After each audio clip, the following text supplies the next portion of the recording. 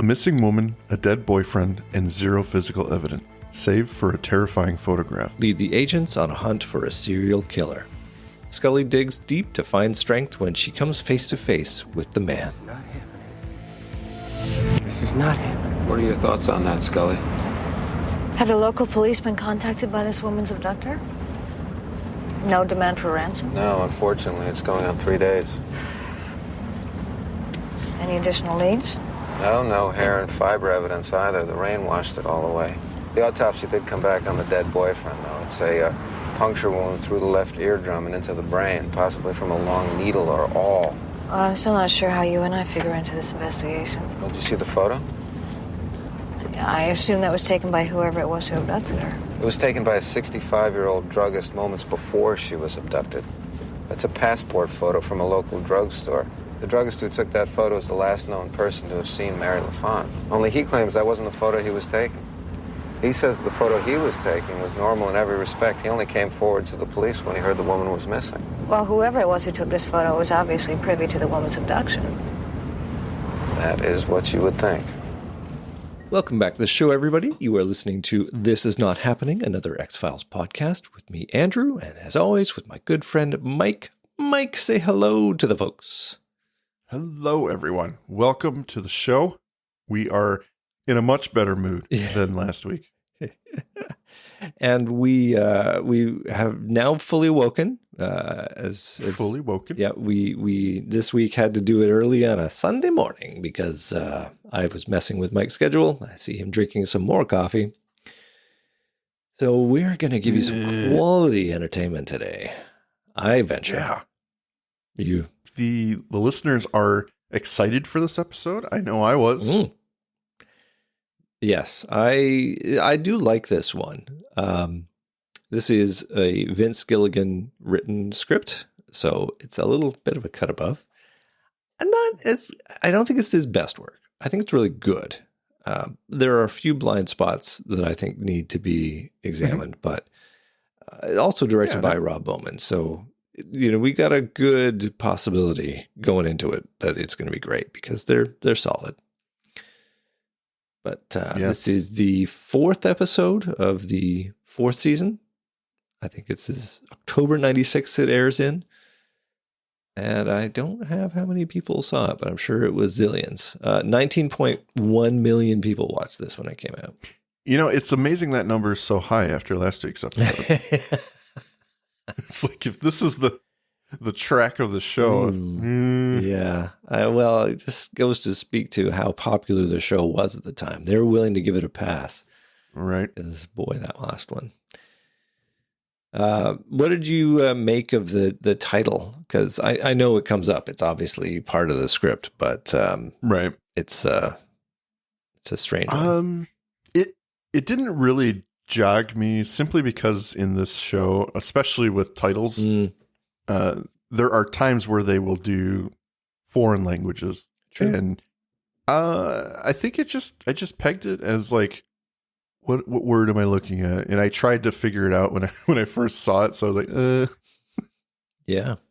Well, as we all know, Scully has a fluent command of German, so it's going to come into play in this episode.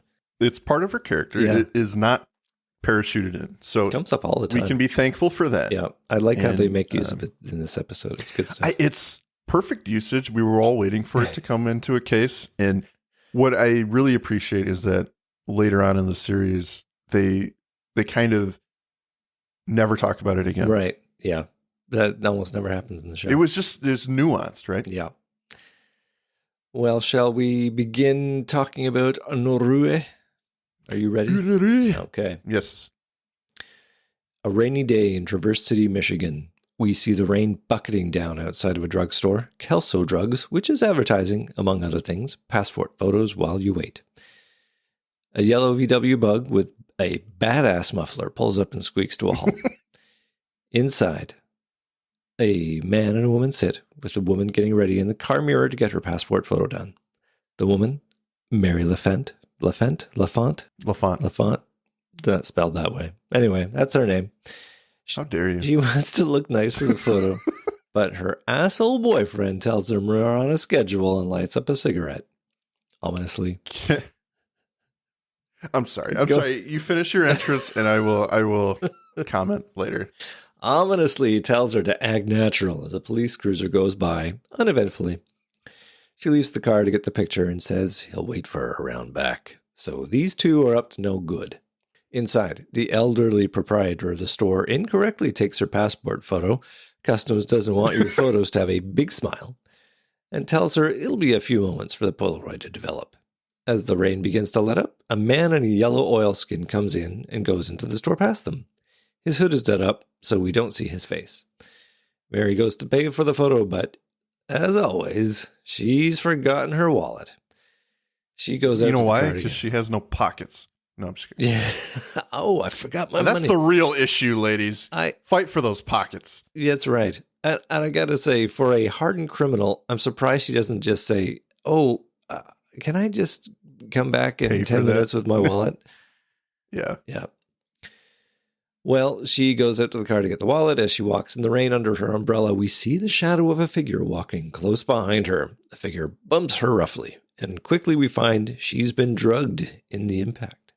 As she reaches the car with her boyfriend, Billy, waiting within, she moans that someone did something to her, but notices that Billy's not moving and has blood coming out of his ear. She falls to the ground, getting soaked in the rain and having difficulty breathing. Car comes to a halt beside her, the driver getting out. It's the man in the yellow oilskin. Through Mary's hazy vision, he comes over to her. Meanwhile, back in the pharmacy, the old man has given up waiting for Mary. He looks at the passport photo, but it's clearly not the big smile she gave him. In it, Mary is screaming at the camera, surrounded by ghosts. Ooh. Oh, Well, my God. how did it get you there, Mike? Excellent opening. It's pretty cool. This is tense. This is suspenseful. You feel the presence of the man in the raincoat Yeah. immediately. Yeah. You sense something when you see him enter the store, even though he makes no motion or anything. But Yeah. when she leaves, you see him kind of dart behind her out of the store. Mm-hmm. And it's like, okay, something's going on. Of course, because the camera's spending so much time with her, you know something's going to happen. Yes. And then he bumps into Yeah, her and nice then things touch. go downhill. What I was laughing about earlier is, it's very much raining in this scene. Oh, yeah. Yeah. But when the cop car rolls past, I always felt like they didn't get the day they were looking for. It looks nice, bright, and sunny. Yeah. And I'm like, just imagining this car for the scene. They've got like this contraption that's raining on it because It looks fine outside. fine Yeah, outside, totally. right? No rain So coming that's off kind of that what cop hit car. me in that scene. And then they say the rain's letting up. Mm-hmm. I don't think so. I don't think the rain's letting up at all throughout this entire scene. But yeah, other than that, Yeah. it was a very good scene, very tense. And then the photograph at the end was awesome. It's a good capper to the scene. So first of all, I got to say, Traverse City, Michigan. I only know about this place because Amazon Prime has been spamming me nonstop with ads to visit Michigan, which looks like just about the closest thing to paradise you're going to get. And every time we see that commercial come up for Traverse City, Michigan, we're like, Traverse City? Is that even a thing? But yes, it is absolutely. Population 10,000. It looks like a really nice place. Yeah. Despite the serial killer. Despite the serial killer, despite the almost torrential onslaught of rain. Yes. The plot hole that I'm going to point out immediately. If our killer walked into the store with the ability that he has, all of that film should be shot. It should be all images of Mary absolutely. LaFont at this point. Yeah. Including the photomat that does the instant pictures, but it's going to produce pictures of Scully later. I agree with you, and I've often thought that as well, but they don't really draw attention to other photographs. So, like, they didn't check the other film, which I thought was a shame. That would have been kind of cool, but... It would have been, but the photomat machine producing pictures of Scully when they should already have been pre-done with pictures of Scully? Yeah, later on. He's the whole thing. Yeah. I got you. You're right. Yeah. Well, maybe he's replaced it by then. Maybe you got a ship. You don't know, Andrew. How dare you try to poke I don't holes know. in this I'll episode? talk about that particular plot hole later. All right. Yeah. Anyway, I refuse to hear plot holes in this episode. the word This episode is perfect given last week's episode. post-credits, Scully is reviewing a case file which features prominently the photograph we've just seen of Mary LaFont. Mulder asks Scully's opinion, which leads us pretty quickly into the facts of the case. Mary has been missing for 3 days. There's been no contact from her abductor, no hair and fiber evidence due to the rain, though Billy was killed by a puncture wound through the brain, possibly by a long needle. Ouch. I've always wondered what that scene looked like with Me too. Jerry Schnauz walking up. Hey, do you got a light? Yeah, sure, buddy. Plunk. He had to be quick. Yeah. Because there's no sign of struggle or anything. Yeah, exactly. So he had to have the perfect angle, everything. Or he just walked up and grabbed his head and he jammed it in there. The cigarette But you'd think the cigarette would be it's still dislodged smoking from in his mouth. I mean, wow. That's amazing. That was fast. It's a great look, for a shot. It's amazing, but Yeah. When you think about it too hard. Yeah, exactly. As with most things in this As show, with most things, if do you not think about it too hard. not peel back the layers. Scully asks the inevitable question, why are they involved? Thank you, Scully. Mulder unravels the facts of how this photo was taken by a pharmacist for a passport, making him the last person who saw Mary. At the drugstore, the pharmacist produces the camera that took the photograph. Scully examines the camera and where it's kept, noting nothing out of the ordinary, except that the pharmacist has some sort of brace on his foot, which, spoiler, Run, Forrest. has no relevance to the plot whatsoever, but it's neat. She's checking him because she thinks he could be the killer. Okay, I got you. That's what she's doing. That's why they draw attention to I it got later. you. Yeah. And they quickly rule him out. Yeah. She also notes that his film is out of date and sitting above a heater. Mm-hmm. Which is the perfect place. Just speaks to this guy's complete non-knowledge of how film works. I mean, it's so bad for emulsion film. Yeah. But it does provide a convenient explanation for why the photo might have turned out the way it was. It's out of date. It's been melted. Mulder doesn't really agree, but he doesn't have a theory either. So it's at this point a Traverse City police officer has tracked them down. This guy doesn't even get a name. Buddy. It's Buddy. It is Buddy. I recognized him from previous episodes. And it's Dr. Oppenheim from season 1. Right. Those fascists. Those fascists. Is this his last appearance? No, his last. Well, it will be because we've already covered season 5. Right? the others. Yeah, so yes. Well, this is his last. This guy's going to be our tour guide for the episode. He enters the store and says that they may have wasted their time to bring them all the way from Washington because I guess they've got some details we're about to show. I like how Mulder, real quick, calls the druggist Bruno Hauptmann. Yeah, I didn't get that reference. What was that? It's the guy who a lot of people believe was falsely accused of taking the Lindbergh baby. Oh. Would that have been a popular subplot in 96? Well, I think it's because if Scully was going to accuse him, it would be incorrect. Right. I think that's all he was saying. That's I don't what know. he's getting at. Okay. Because it was such a huge tale for the century, who killed the Lindbergh baby. Right. They were just making a joke, but It was very funny. relevant, I don't know. for 96, I'm not sure. Okay. Yeah. Interesting take, Vince. Thank you, Vince, for your knowledge of history. That's right. We're next at Billy and Mary's apartment, which is being processed as a crime scene with a dozen law enforcement types walking through.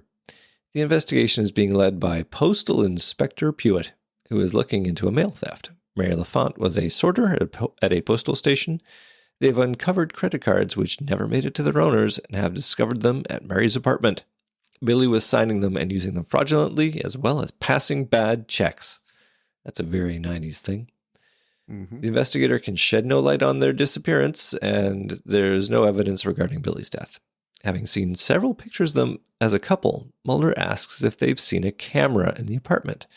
And Mike, nice touch that the police are taking photographs during the scene. Mm-hmm. Yep. Nice callback there to the central device of the episode.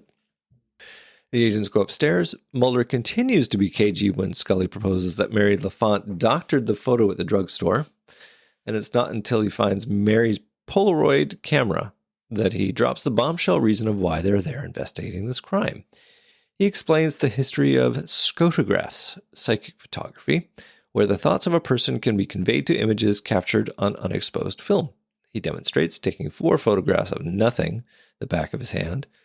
The Polaroids produced show similar frightened images of Mary LaFont, this time surrounded by evil-looking ghosts, which has a shocking effect on Scully. Mulder takes the opportunity to use his superpower. I think he was here, Scully. Who was here? Mary LaFont's abductor. I think he stalked her.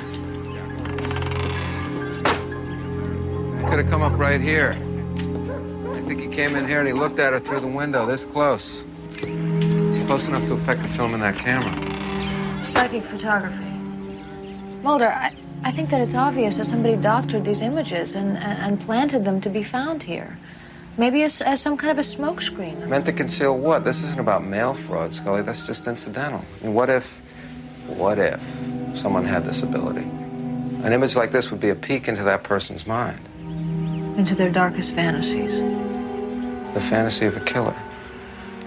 I hope you did some research on the guy he's talking about. No, didn't. I don't care about this Didn't? show. No. I don't believe you. You did some research.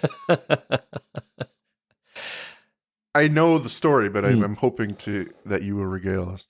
I didn't actually follow up on the scotograph angle. Oh, for the love of God. I will tell you about the technical aspects of the photo stuff, why it works in this scene, but it doesn't work for the photomat.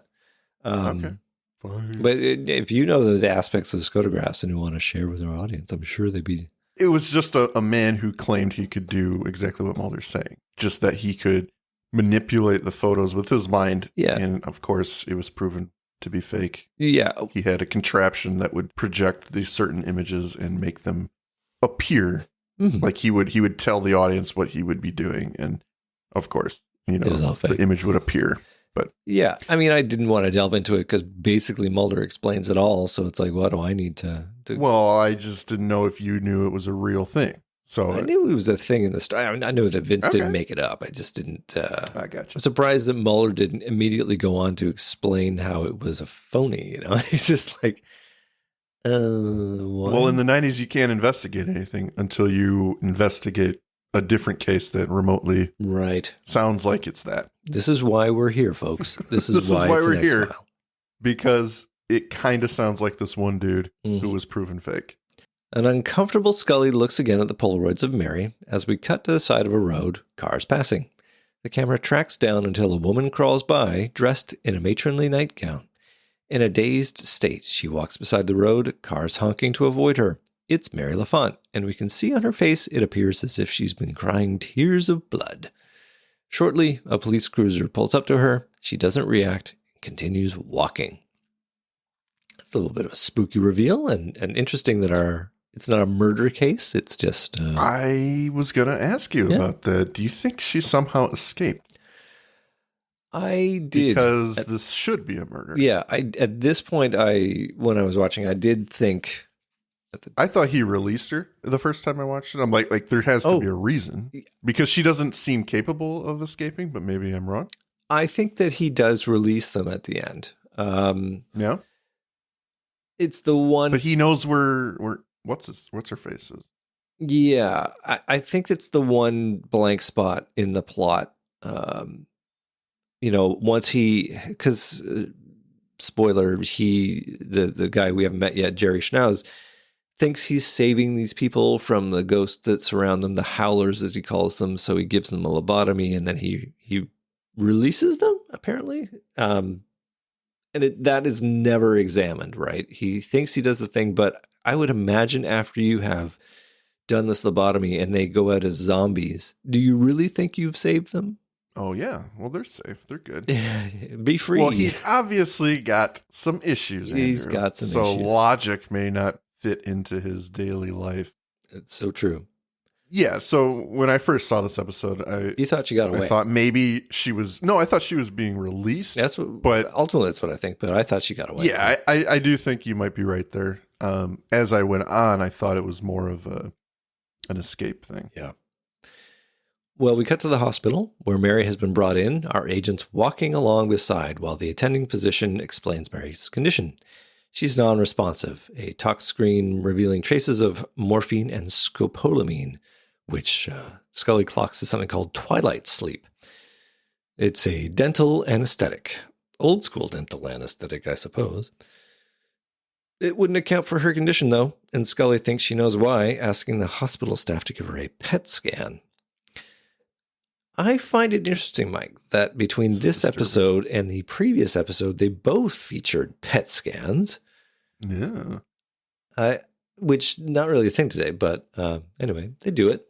They did it. The images reveal what Scully has feared. Someone has given Mary a lobotomy, and a poor one at that. As they examine the images, Mary mumbles something. Unruhe, the name of our episode. And as the physicians attend to Mary, our police officer returns. There's been a second abduction.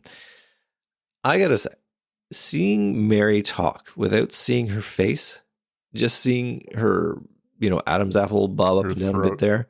No Adam's apple. Well, whatever you want to call it. Yes, not one for the ladies, but just seeing her throat move as she's talking in the, the PET scanner or whatever. For whatever reason, that's just such an unsettling image for me. She's this zombie who's not even given a face, but you hear her talking. It's just so dehumanizing and really unsettling for me. It's terrible. Yeah. You have to imagine what this woman has been through, and to even mutter something, to find the strength to mutter such an obscure word, especially for Americans. But I think it's just a terrifying sequence here, especially when you see the scan of her brain, and all I can imagine is those black splotches are just holes. Yeah. Oh, it's God. disgusting. It's disturbing. Scully is appalled by what she's saying. So it's a huge violation, and it's very personal for her, right? Because she's been, had the thing implanted in her. I know that's going to come up, but it's yeah. Well, we cut to the second abduction. A woman with curly hair, duct tape over her mouth, and sitting on a chair. Out of our view, we hear a man speaking what sounds like German. She doesn't understand and struggles at her bonds. We see the form of a man approach and place something in a metal tray beside her, all the while explaining something in a calming German. She freaks out as we see what she sees, the long needle that we assume is used for lobotomy. And we cut to commercial. For discount lobotomies, only $7.99. is your brain getting in the way? Do you feel you could enjoy life more if you didn't think so much? Do you long for the days of being a simpleton? Come down. God, when are we going to start doing commercials? We do. Come down to Dr. John's Lobotomies. This week's special, 2 for 1. No tax. 2 for 1. We pay the tax. And remember, if you have any thoughts, it's free. Ask about our loyalty card program. Ugh. I want my weekly lobotomy. I need to top up. My brain grew back. Like, thinking bad thoughts again. The howlers came back, Doc. Oh, boy. Well, Scully pulls up to the crime scene in an SUV. I mean, I guess they rented a car, but this is possibly the biggest vehicle that they have driven so far in the series. Yeah, they don't typically drive anything bigger than a sedan. This is a big one. She flashes her FBI credentials. The scene appears to be under construction. Scully walks past scaffolding and clear tarps. 2 EMTs wheel a gurney with a closed body bag past her the other way as she connects with Mulder, who is searching an office. The dead victim is Charles Selchik, chartered accountant, and the missing woman is Alice Brandt, his secretary. No connection to the previous victim, apparently, but the MO is the same. Are you not going to mention the tape job? I guess I'm not. What have I missed? Just the outline. Oh, It was perfect.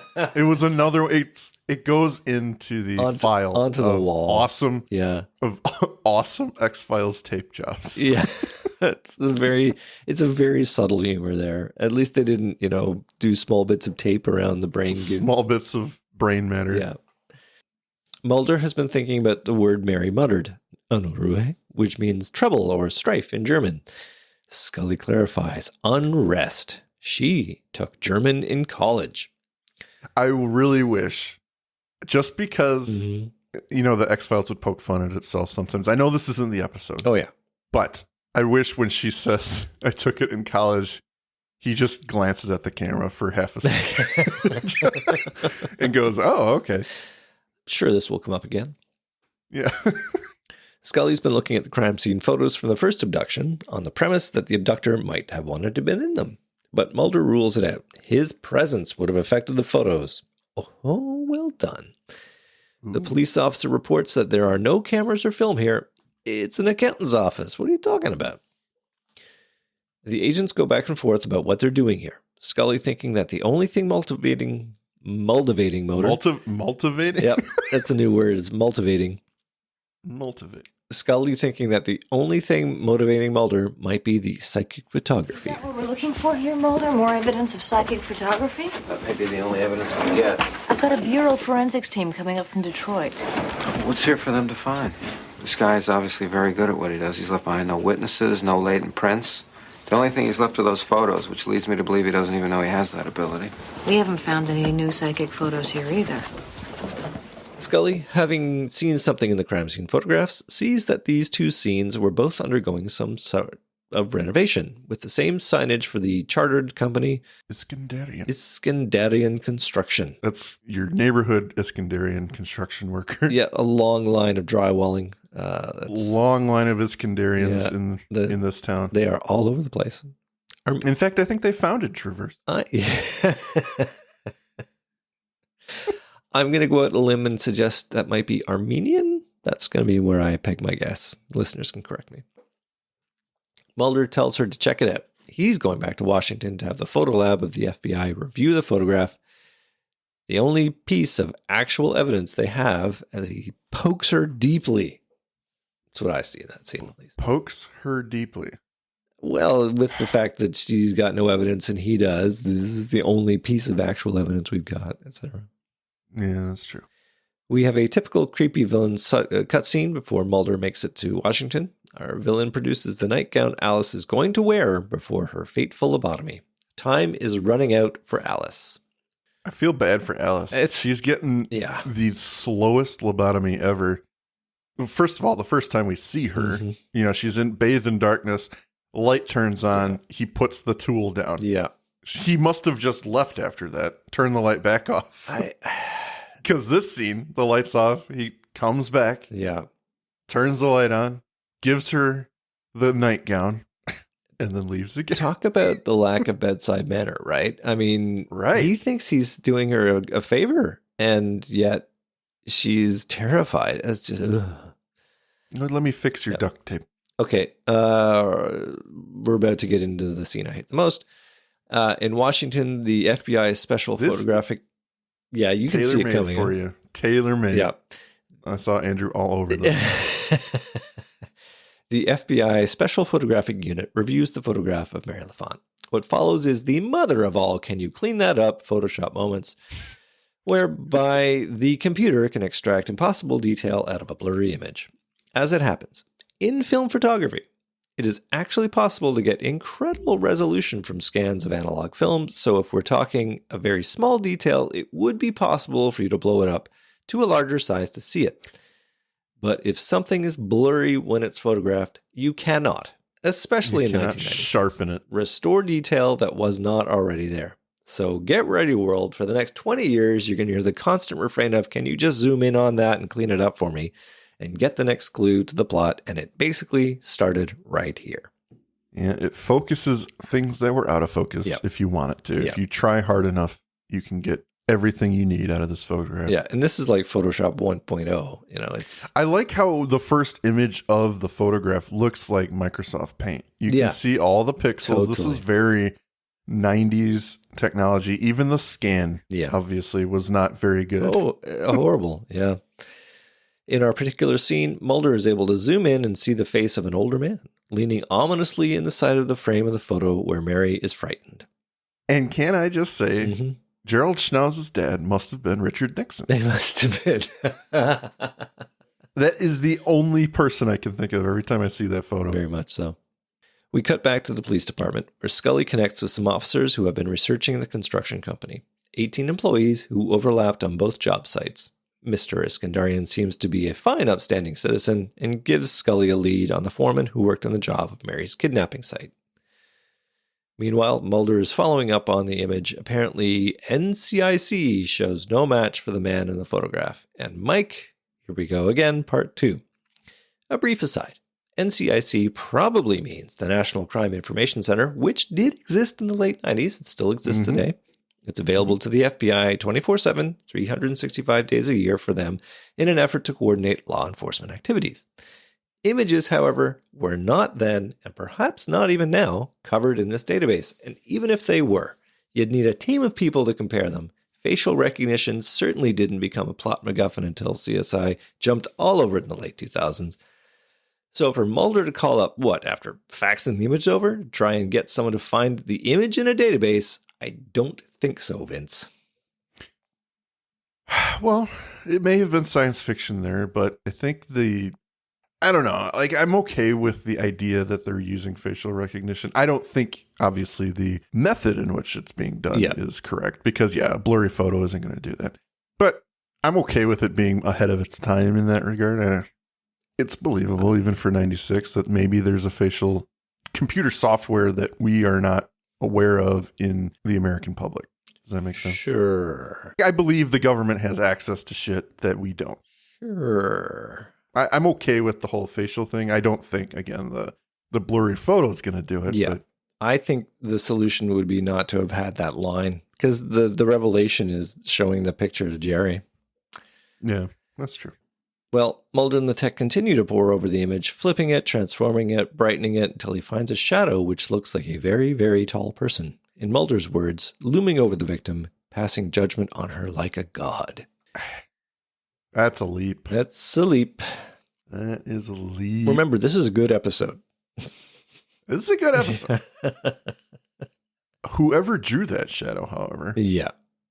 He could have spent some more time. It's his nightmare. We cut back to Scully, who has arrived at another Iskandarian job site. She wanders through a building under construction, calling out for someone, until she reaches the top floor. She hears a noise and investigates. It's a man on drywalling stilts in a far room. It's the foreman, Gerald Schnauz. Jerry's eyes wander oddly as he explains all of his employees are on the books but are out for lunch. Mulder calls. He has something for her. There's something about the man's legs. They're unusually long. He is either very tall or he wants to be. Scully puts the pieces together and for some ungodly reason hangs up on Mulder as she mutters the word Unruhe at Jerry. She's just giving him a taste of his own medicine. Right. I don't think there's any wrong with that. Mm-hmm.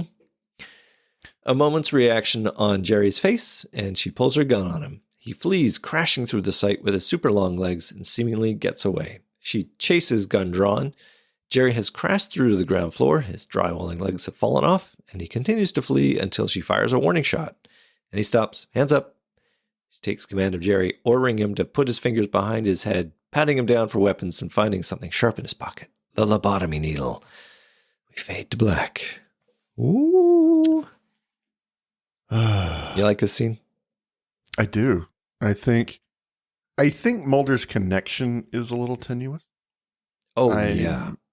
I don't like the whole standing over her like a god thing. I think that is one hell of a leap. And the fact that he relays that information to Scully is like, it could just be a distortion of this already distorted image. But, we've got about 50 pixels to work with, and it really looks like he's looming over his victims like a god. So, do something with that. Okay, ends in gunfire. What I want to say is Pruitt Taylor Vince plays the bad guy in this episode, and he is a wonderful actor, does a great job. I think he is obviously pigeonholed throughout a lot of his career simply because of his eyes. He's got that disorder. What is that called? Oh, the wandering eye disorder, whatever. Yeah. Yeah. It's his eyes look like they're never sitting still. They're always moving around, and it is almost like he was made for this role because it is such a disturbing attribute of this killer that I think it takes it to another level. Agreed. This is his eyes actually do that, and it works. It's utilized in a few things. The other thing I can think of is Identity, where he plays another disturbed person. But it works so well in this episode, and he does such a great job with this. After the commercial, Jerry is in the interrogation room. Scully telling him about Alice Brandt. Jerry plays dumb. Scully shows him the lobotomy spear. I don't know what this tool is called. It does have a name, which I never go to. Jerry explains he uses it to start the holes for fixtures in the sheetrock. Mm-hmm. Okay, Jerry. While Scully There's lays... not a nick on it. Yeah, exactly. I would just use a screwdriver himself, but okay.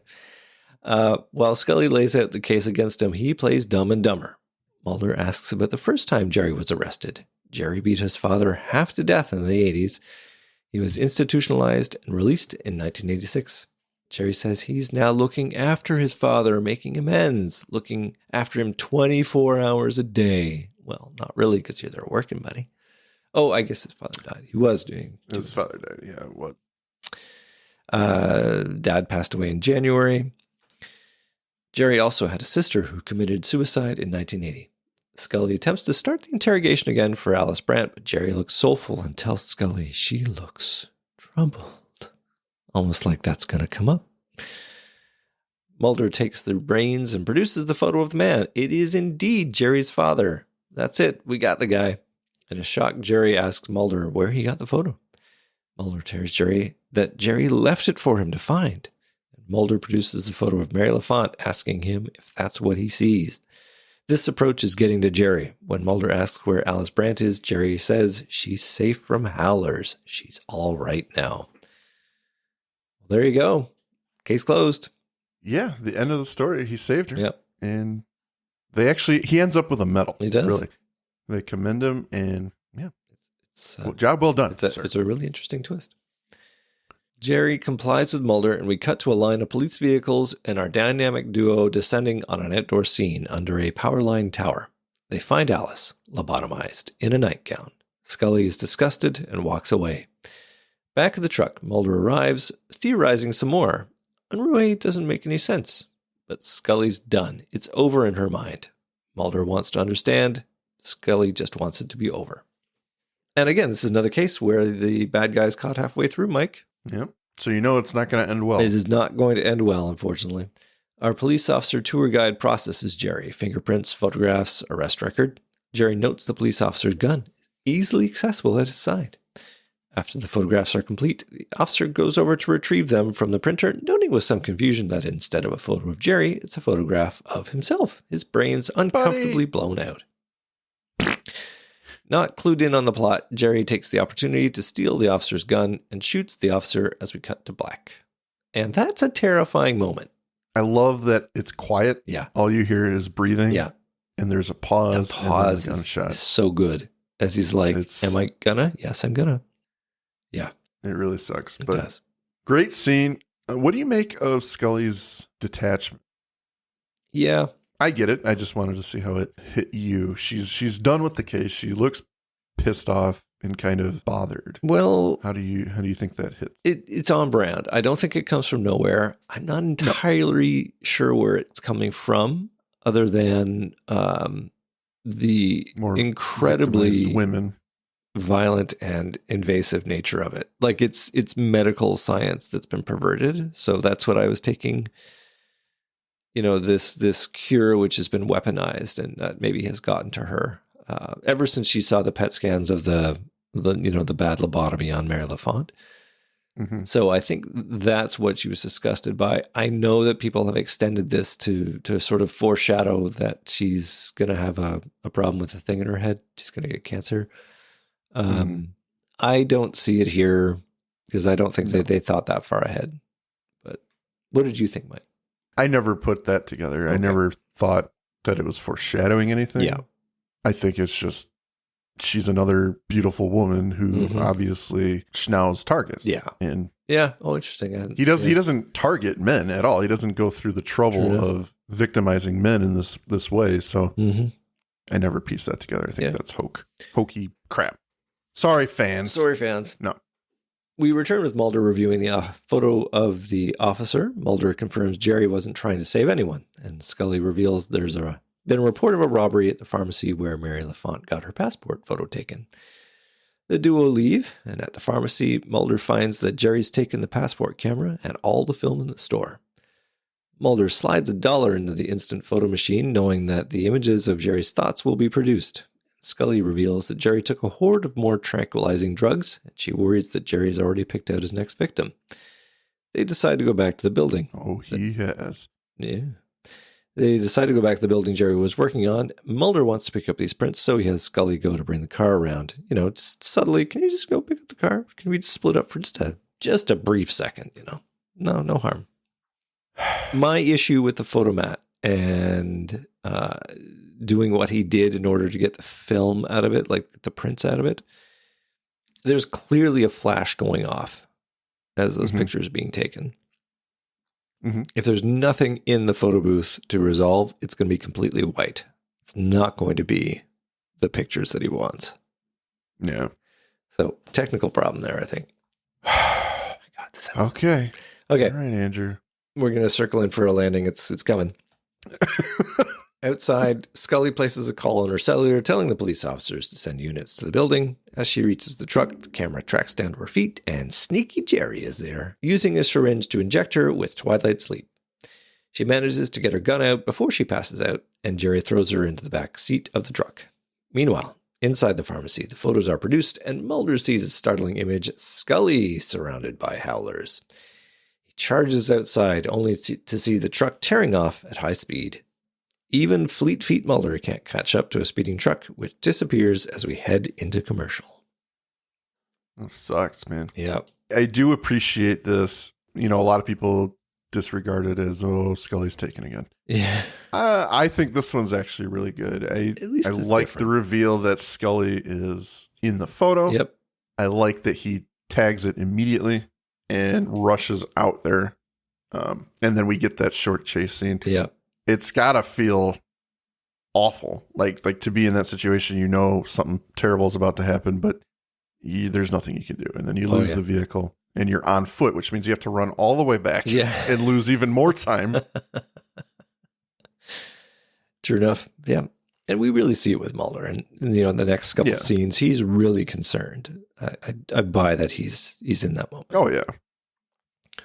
Mulder reviews the photographs of Scully, terrified and surrounded by howlers. The officers interrupt him. Scully's truck has been located, but another car from the same lot was stolen.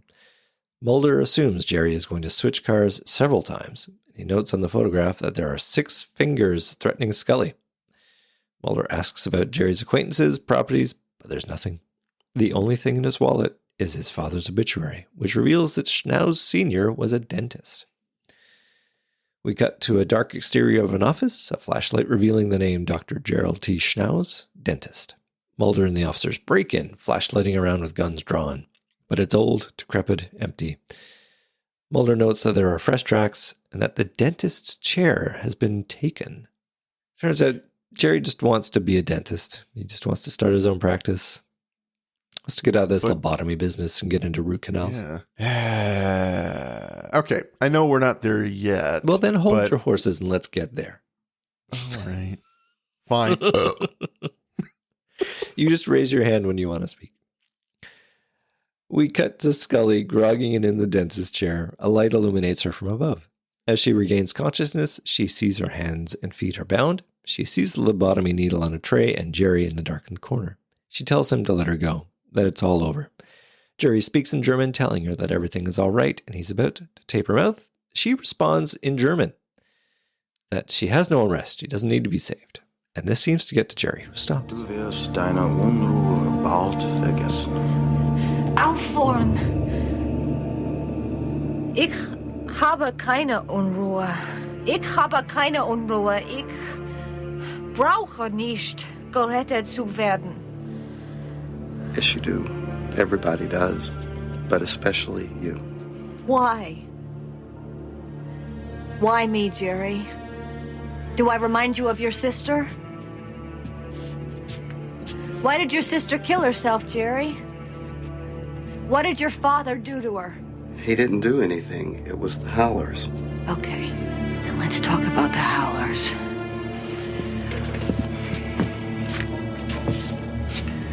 They live inside your head.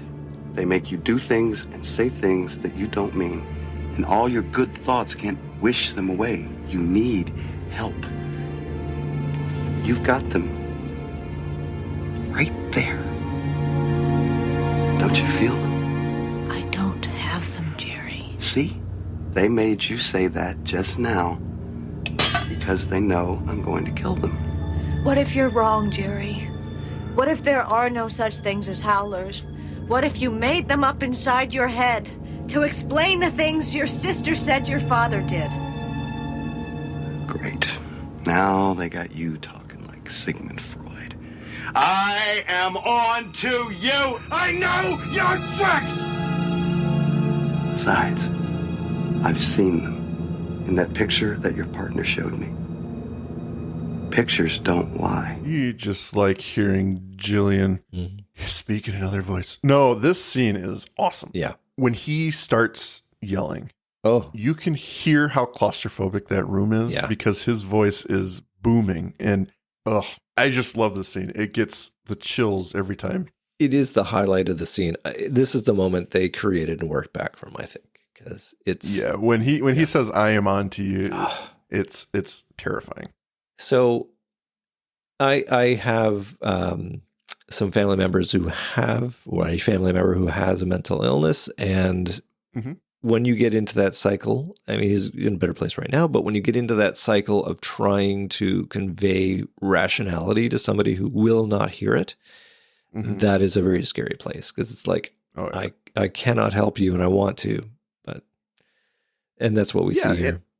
And I think in a way she does want to help him as well. Like, she's a doctor. She obviously feels something for his condition, but she's also trying to empathize with a murderer who really can't show the kind of empathy for his victims that he thinks he's showing. So it's a really weird, precarious situation she's in. Well, the addendum, I think, explains it a bit better in that she, for her own survival, is forced to try and empathize with this guy. So it's not that she necessarily just wants to help him. Like, she wants to stop him, but she wants to stop him. She knows that the way through here is to try and get him to understand.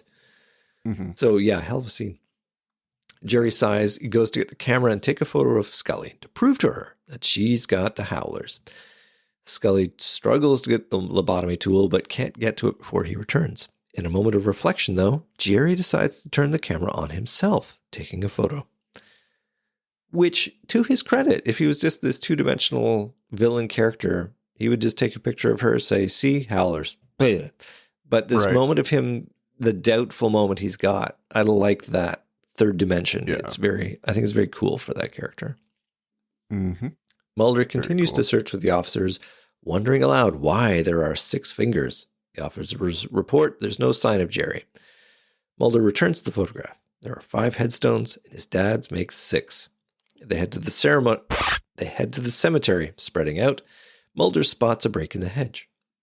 Back with Jerry and Scully, we see that Jerry has taken a bunch of photographs. He doesn't understand them, asking Scully, who says, "It means you need help, Jerry."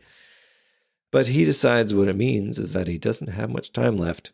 He tapes Scully's mouth shut and leans in, threatening with the lobotomy tool. She recoils in horror as it looks like she's done for. But we hear a sound behind them, and it's enough to cause Jerry to investigate. Scully struggles with her bonds.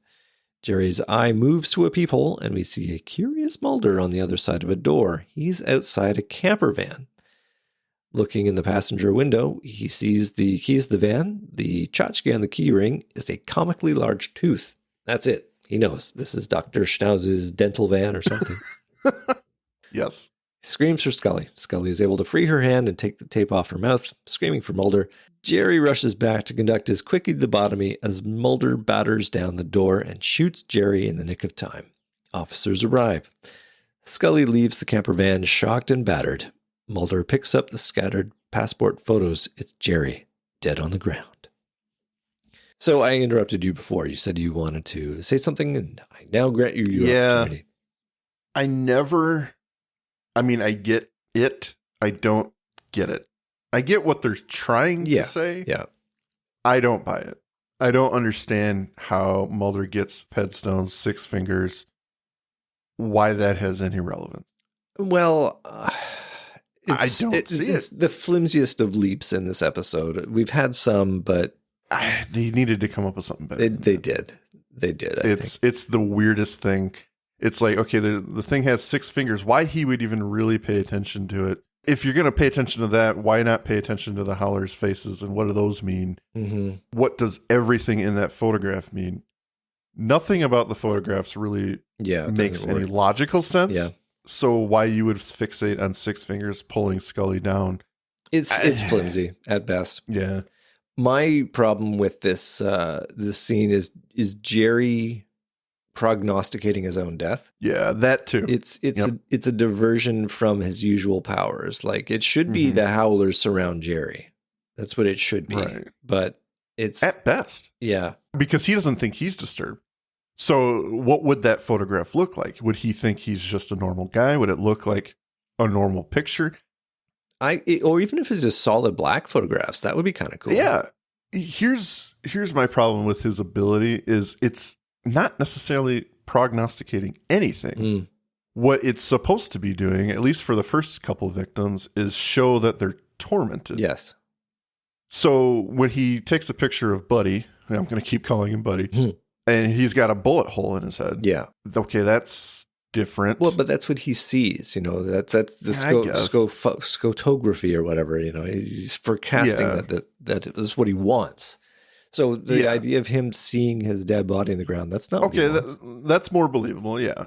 And then, but when he's dead on the ground, I don't think that makes much sense. Yeah, it's So there are a couple flimsy things in the end of this episode that they're not enough to drag it down, but it's like,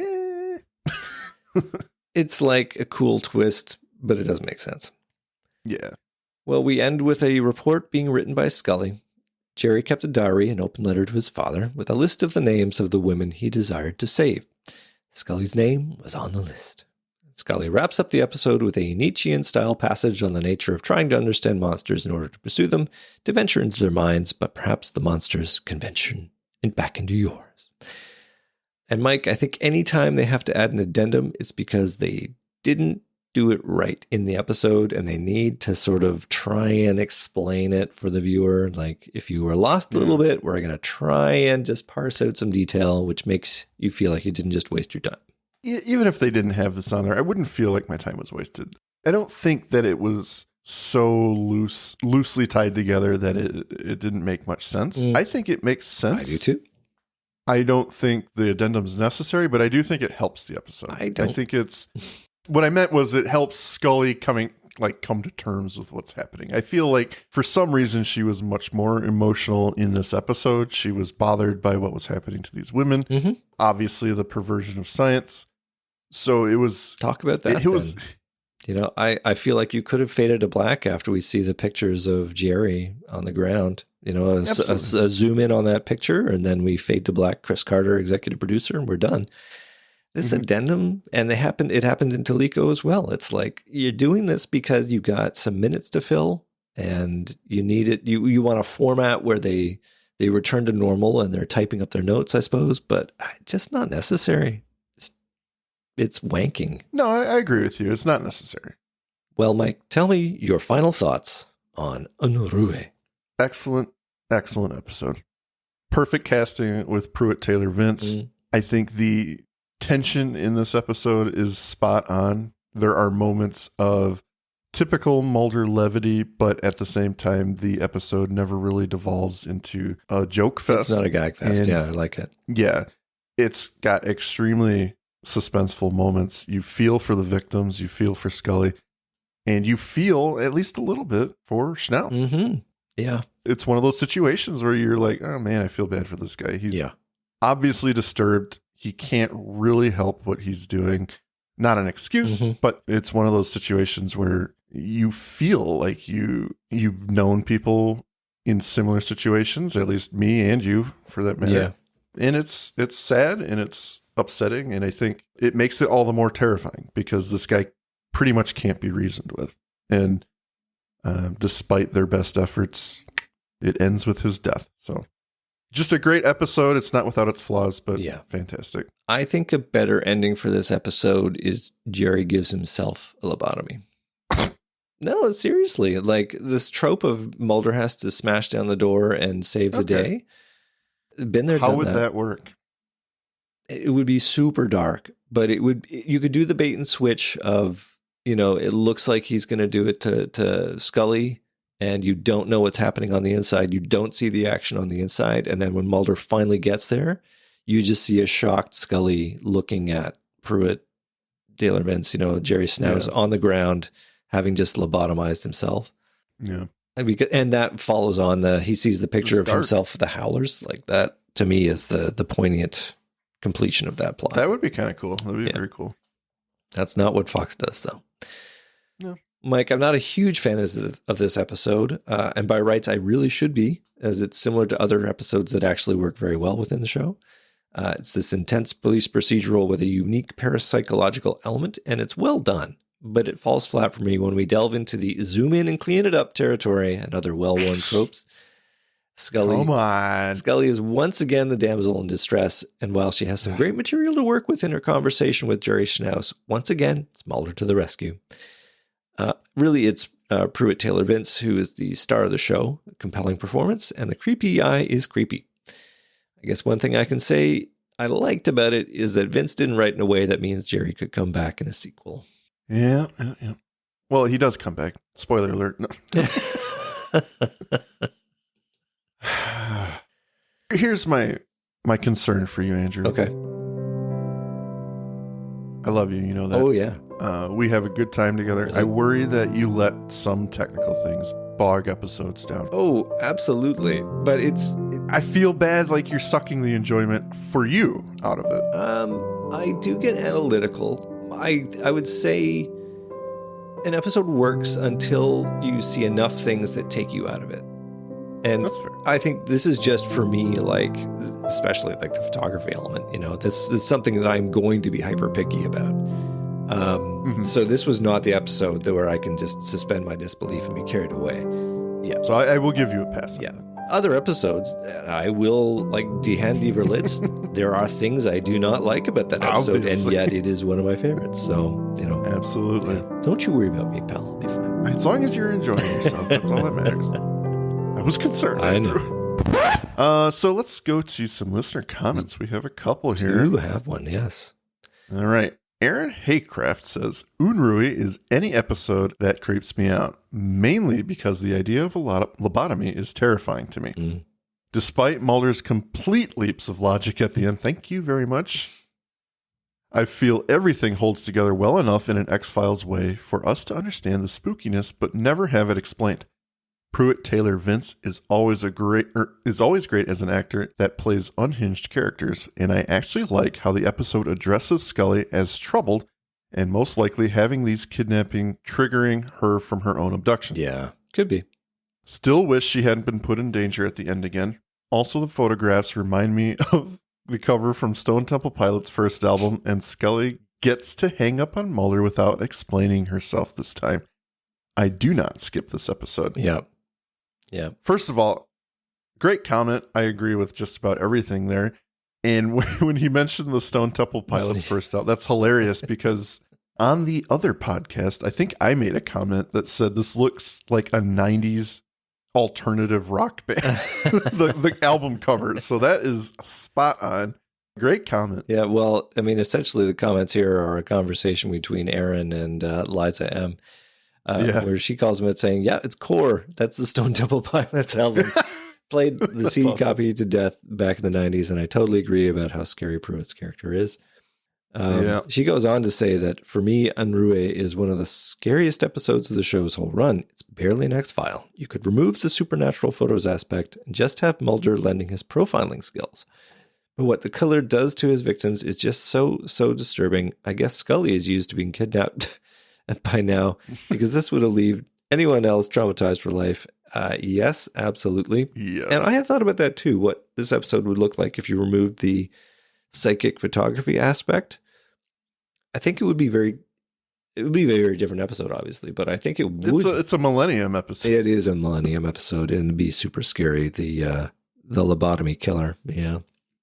All right. Well, that's the episode. We don't want to spend too much time on it. It's been a blast, Andrew. I think it's been much better than last week. Yeah.